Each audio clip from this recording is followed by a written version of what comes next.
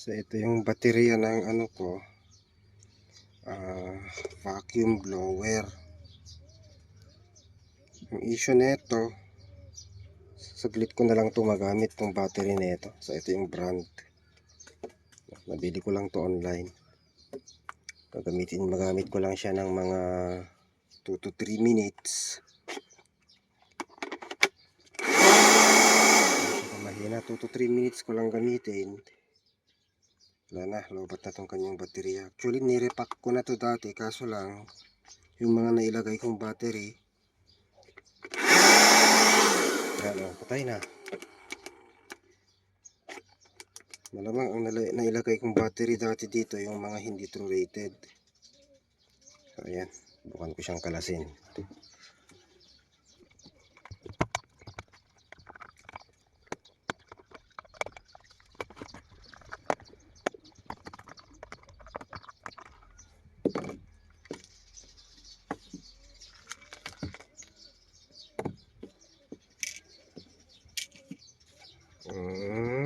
Ito.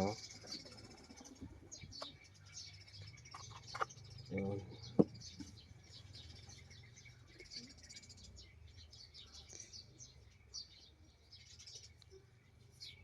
Ganda naman yung pagkakaripak, kaso lang yung nakalagay na battery, hindi ko alam kung true rated capacity to.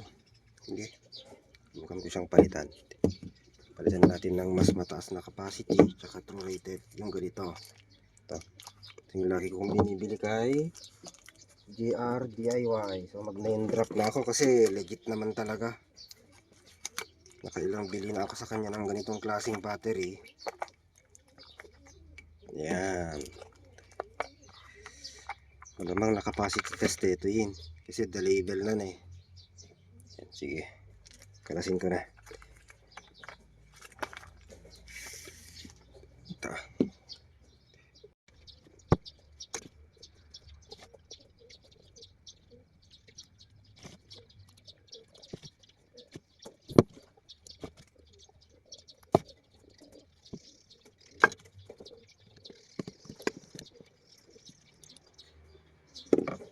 Ito yung kanyang BMS.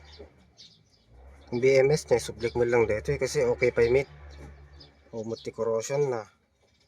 Oh, okay pa naman. Ito lang talaga battery pack.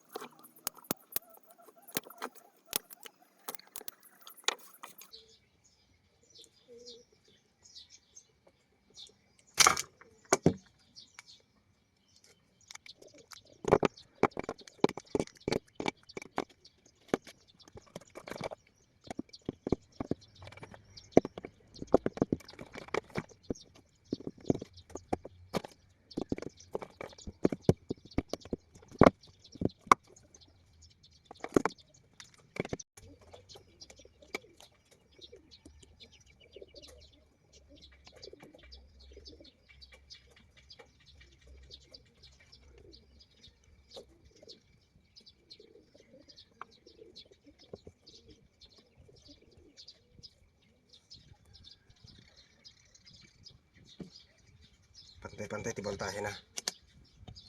Ayan.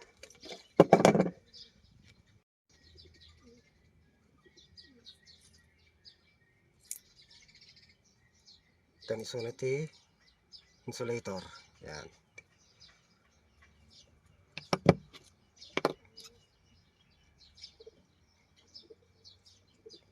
Main positive. Ito yung main positive. Ito yung main negative. So basta isuna. Oops. Main positive, main negative. Ito, basta. Tapos dito ay baliktaran. Oops. So, yan.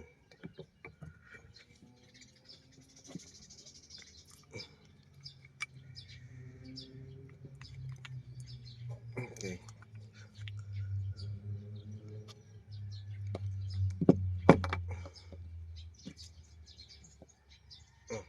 Ito yun. Saan natin? Basta. Main positive. Tapos, ito yung main negative.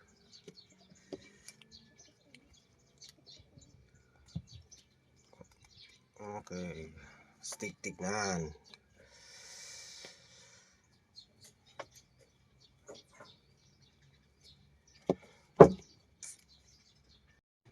Okay.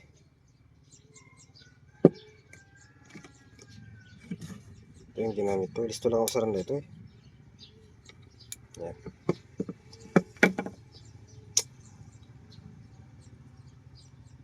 Ito naka-video kami. Tatadji pa ng spot weld ko. Pero listo lang matag spot weld. Yan. Ito na siya. Lang. Yes. Ito na. Ito yung main negative. Main positive. 20.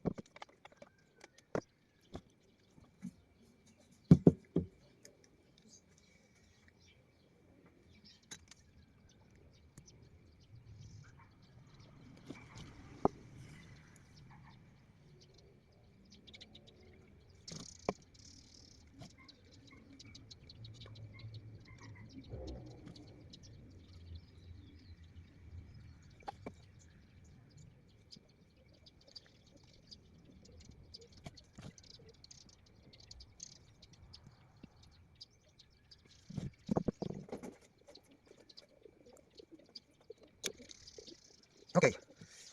Yung multimeter tester.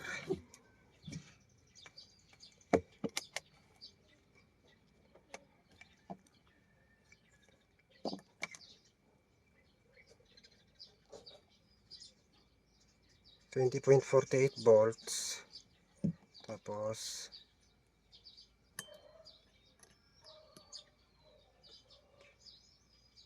parehas 20.52. Tapos diyan mismo nga battery 20.53. Baliw mate. Okay. Nice.